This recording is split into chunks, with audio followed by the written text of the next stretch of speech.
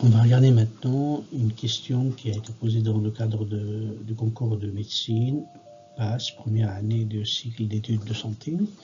Cette question a été posée à Grenoble et il s'agit de calcul de dérivés partiels pour étudier un appareil qui s'appelle le spectrophotomètre. Et on prend X et la variable de la concentration de lumière transmise sur l'intensité de lumière incidente, I sur I0, et la concentration C de composé est donnée par la formule suivante, C égale 1 sur epsilon L log de X, L étant la longueur de la cuve, qui est variable normalement, X est donné en haut, et on suppose que epsilon est constante. On va étudier les dérivés partiels et les variations absolues et relatives de cette formule. La question 1 est donnée en 5 choix multiples concernant les dérivés partiels. Donc, quand on parle de dérivés partiels pour une fonction à plusieurs variables, ici c'est du pont de L et de X. Et on propose par exemple la dérivée partielle par rapport à L est égale à 1 sur L, epsilon L2 log de X. Et vous voyez les autres réponses, les autres choix.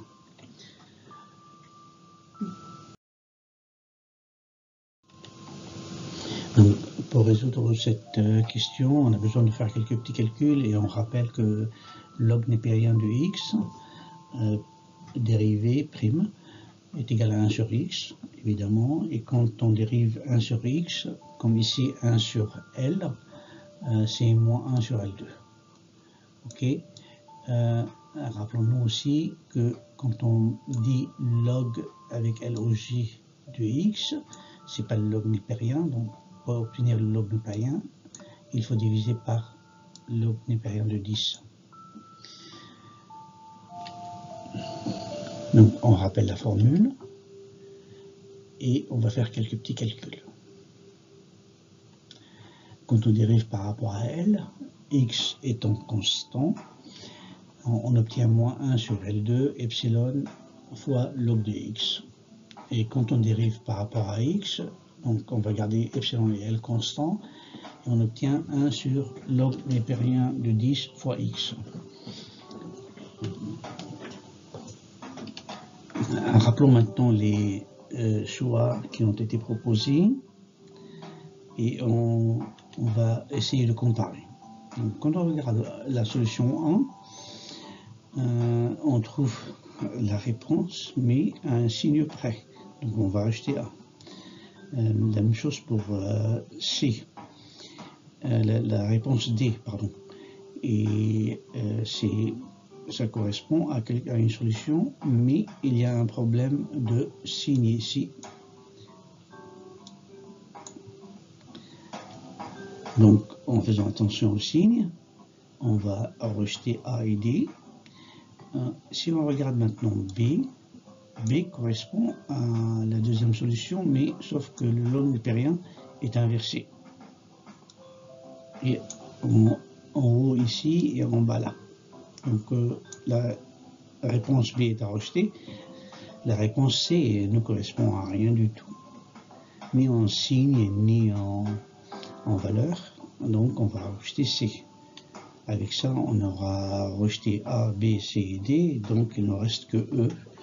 Et on va cocher que E dans ce cas-là.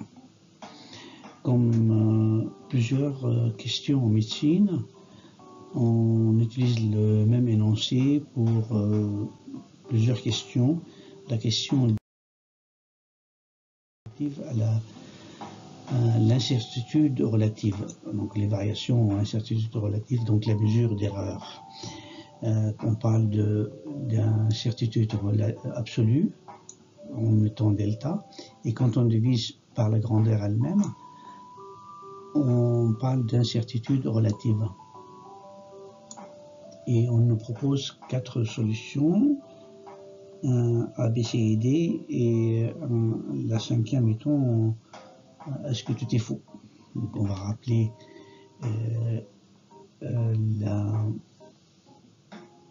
la formule. La formule d'une variation, c'est les dérivées partielles multipliées par la variation de chaque variable. Delta C sur delta L fois delta L, delta C sur delta X fois delta X. Et il faut toujours prendre les valeurs absolues parce que les erreurs s'additionnent. Attention à ça, c'est important. On prend les valeurs absolues parce que les erreurs s'additionnent. Plus il y a de variables, plus il y a d'erreurs. Et avec ce qu'on a calculé dans la question précédente, on peut calculer le delta C, parce qu'on connaît les variables partielles qu'on avait calculées, et on trouve cette formule pour delta C. On va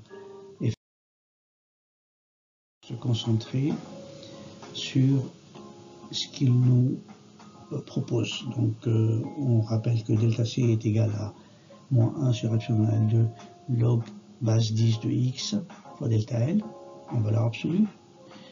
Et en valeur absolue aussi, plus 1 epsilon L log népérien base 10 de x delta x. Et on peut diviser, pour obtenir les variations relatives, on peut diviser par la valeur de C, qui est 1 sur epsilon L log base 10 de x, comme si on multiplie ici par epsilon L et on divise par log de x. Okay.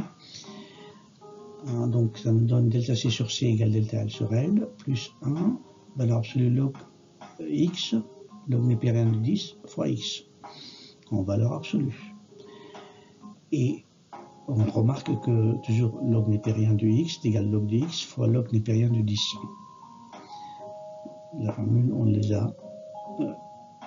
on a vu ça dans le slide précédent.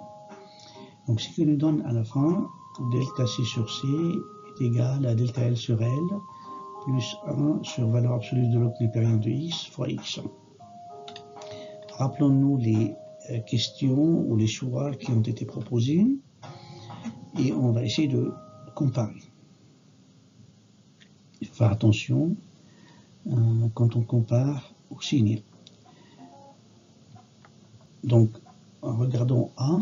A correspond bien à la première formule, mais on a un problème de signe. Ici, c'est négatif. On doit avoir quelque chose de positif. Et aussi, ici, on doit avoir la valeur absolue. D'ailleurs, tout est positif ici. C'est pas ça qui gêne, c'est le signe. Donc A va être rejeté. Et si on regarde maintenant B, B correspond bien à la dernière formule en signe et en formule. Donc on va retenir B et on va cocher la case B. Par contre C, c'est presque égal à la solution finale, sauf que ici on a un log base 10 et on cherche un log népérien. Donc C est à rejeter.